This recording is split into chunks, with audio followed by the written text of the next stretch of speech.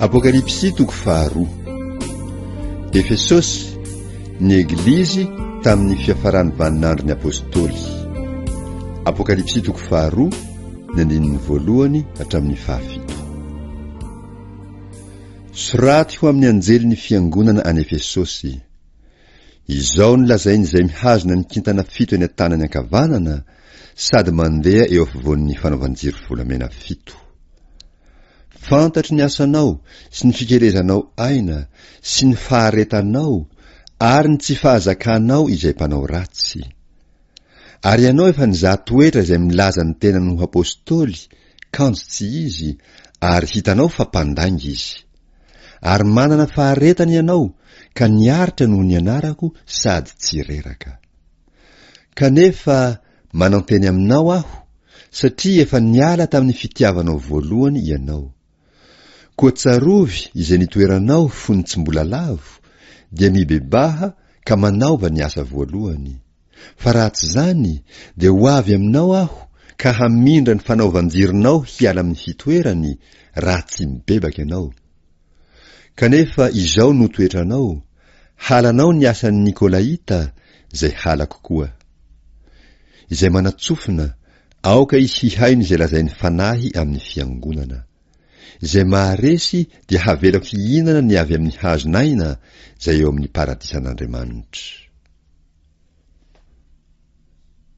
Smirna, ny eglizy mandritra ny fanenjehana. Apokalipsy toko faharoa, ny andininy fahavalo hatramin'ny fahairaka ambin'ny folo. Ary soraty ho amin'ny anjely ny fiangonana any Smirna. Izao ny lazainy voalohany sy ny farany, izay efa maty nefa velona indray. Fantatry ny fahorinao sy ny fahantrahnao, nefa manan-karena ianao, ary ny fitenenan ratsy ataon'izay milaza ny tenany ho jiosy, kanjo tsy izy, fa sinagogan'i Satana. Aza matahotra izay efa hiaretanao. Indro ny devoly efa hanao ny sasany aminareo ao an-tranomaizina, mba ho voazaha toetra ianareo, ary hanampahoriana hafilohana. Aoka ho mahatoky hatramin'ny fahafatesany ianao, dia homeko anao ny satroboninahitra fiainana. Izay manatsofina, aoka izy hihaino izay lazainy fanahy amin'ny fiangonana. Izay maharesy, dia tsy ho simba ny fahafatesana faharoa. Pergamosy, ny eglizy miorina eo amin'izao tontolo izao. Apokalipsy toko faharoa, ny andininy faharoa ambin'ny folo hatramin'ny fahafito ambin'ny folo. Ary soraty ho amin'ny anjely ny fiangonana any Pergamosy. Izao no lazainy ilay manana ny sabatra roa lela maranitra. Fantatro izay honenanao, dia ao amin'ny itoerany seza fiandrianan'i Satana.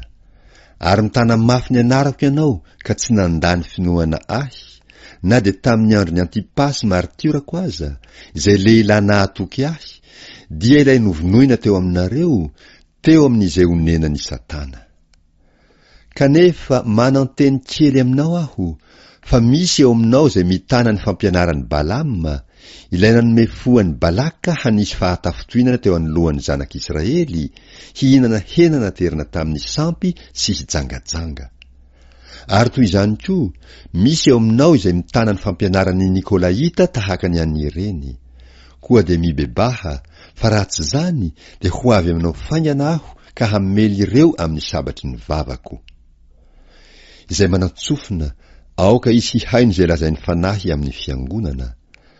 Izay maharesy dia homeko mana miafina sady homeko vato fotsy, ary eo amin'ny vato dia misy anaram-baovao voasoratra izay tsy fantatr'olona afa-tsy izay mandray azy ihany.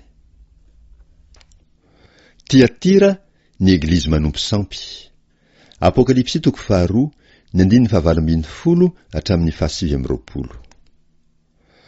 Ary soraty ho amin'ny anjely ny fiangonana any Tiatira. Izao no lazainy zanak'Andriamanitra, izay manana maso toy ny lelafo, ary ny tongony tahaka ny varahana manganoano. Fantatry ny asanao sy ny fitiavanao, sy ny finoninao, sy ny fanomponao, ary ny faharetanao, ary ny asanao farany dia be noho ny voalohany.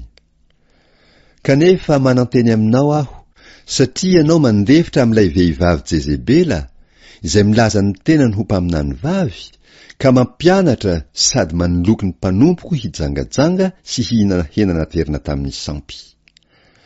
Ary nomeko andro hibebahany izy, nefa tsy mety mibebaka amin'ny fijangajangany izy. Indro hampandamahiko eo ampandrina izy, ary izay mijangajanga aminy dia hataoko ao amin'ny fahoriana lehibe raha tsy hibebaka amin'ny asandray vehivavy izy.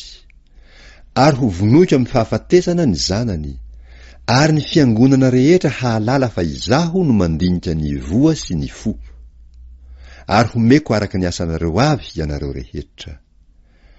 Fa aminareo izay sisa any Tiatira, izay tsy manana zany fampianarana zany, sady tsy mba mahalala ny ataon'ireo hoe saindalin'ny Satana, dia izao no lazaiko: tsy ho vesarako entana hafa ianareo, kanefa izay anananareo dia tany mafy mandrapiaviko.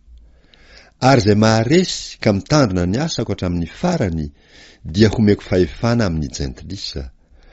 Ary hiandry azy amin'ny tehimby izy, ka hanorotoro azy toy ny fanorotoro vilany tany, dia araka izay efa niraisiko tamin'ny raiko. Ary homeko azy ny kintana fitarikandro. Izay manantsofina, aoka izy hihaino izay lazain'ny fanahy amin'ny fiangonana.